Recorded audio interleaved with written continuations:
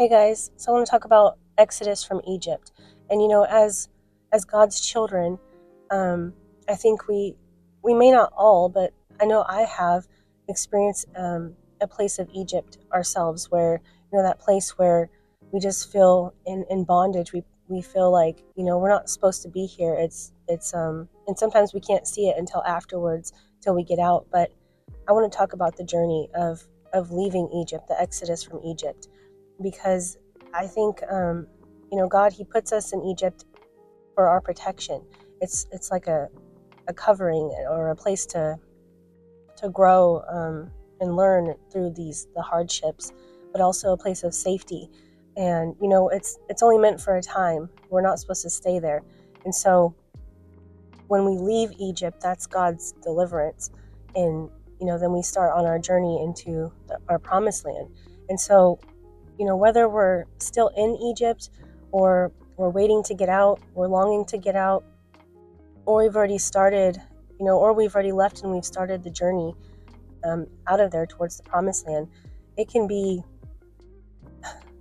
it's so many, it comes with so many different emotions, so many different feelings and highs and lows.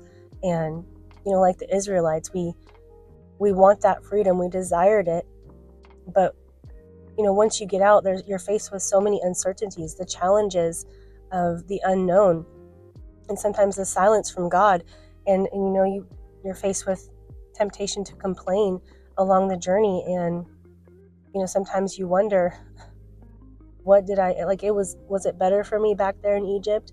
And I just want to talk about that, because I know that the struggle is real. I feel like, so God brought me out of my Egypt, which was, I came to this realization that I think it was my first marriage.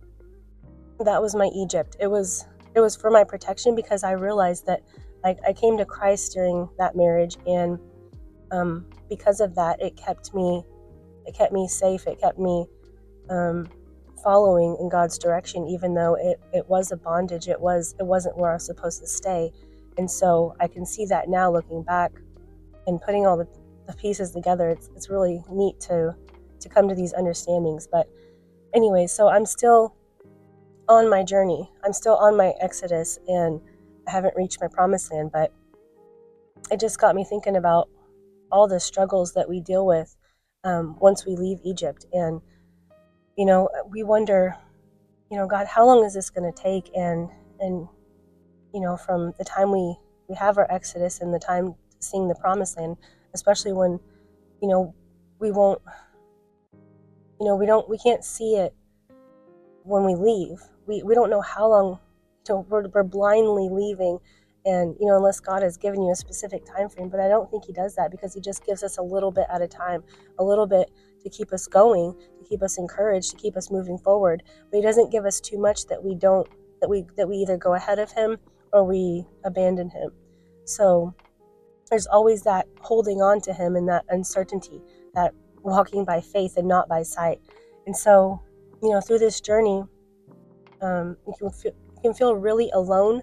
I know I've faced that, feeling alone and isolated and just confused and afraid, and questioning if Egypt was better. So I would look back and see all the struggles that I've had to go through in these last 2.5 years on my own, and wonder if it was really better back in that marriage, or better in Egypt. Whatever your Egypt is, whether it's a job or a marriage or a city or a town, or I don't know, whatever it may be, a circumstance, a friendship, whatever. But because of the struggles that we face in this unknown that we haven't been through before, it gets us to think about and look back. And we shouldn't look back. We need to remember Lot's wife. But and then we start to question ourselves and wondering if we can even do this. Am I fit for the journey, Lord? Can I? It's just, it can be a lot. It can be overwhelming. It can be very tiring and wearing on our spirits and our souls, and even sometimes our bodies. Because the Israelites, they took 40 years when I think could have taken 11 days. But anyways, and then when we don't see any signs of the promise up ahead, like I said, we just have to keep holding on to God. We have to keep coming back to him and just getting a little bit more confirmation, or something else to keep us looking forward, looking ahead. But I just wanted to encourage you guys that we're not alone. You're not alone in your Exodus. As much as it seems like you are, it's a process. It's a refining, and it's a growing, and it's a preparing you for the promise, for the blessing. And those things take time, and there's things that we have to rid ourselves of. Maybe that Egypt mindset and those just the ways that we are so accustomed to. Because we get comfortable wherever we are for a while. We get comfortable in those things, and so it might take a while to break those things off of us, to renew our minds in Christ, and to really grow in our faith, and to trust God in the process, to trust him without seeing, to believe without seeing, guys. And so, he's always with us. He's always leading us and guiding us. He gave the Israelites the cloud by day and the pillar of fire by night. And so if we have to stay close to him so that we can hear him. We can hear his leading and his guiding and his directions, so that we can stay obedient, and we don't have to prolong the process, prolong the journey. And we want it to take just as much time as God says that it needs to take. We don't want it to take any longer, right? We've waited long enough for going through the struggles and everything. Not to say we won't have struggles in our promised land, but it'd probably be a lot less and more bearable, I think, just a different kind. So anyways, yeah, we should also just stay thankful, hearts of gratitude and contentment, knowing that he knows what he's doing. He's got good and perfect plans for us, and everything that he does is for a purpose. It's for our good and for his glory. And so be thankful that he delivered us, and he's faithful no matter how tiring the journey is, and how long it takes. His promises are true, and there's, like I said, there's a purpose in this journey. There's something that we have to get rid of, or renew, or just to be renewed in Christ.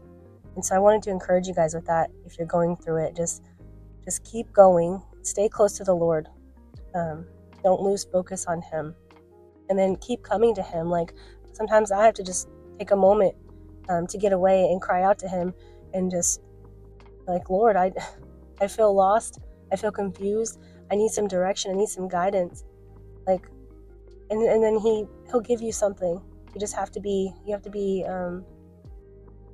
open to it. That's why the word tells us to be sober, and so that we can hear, we're on alert for any way that he would choose to speak to us.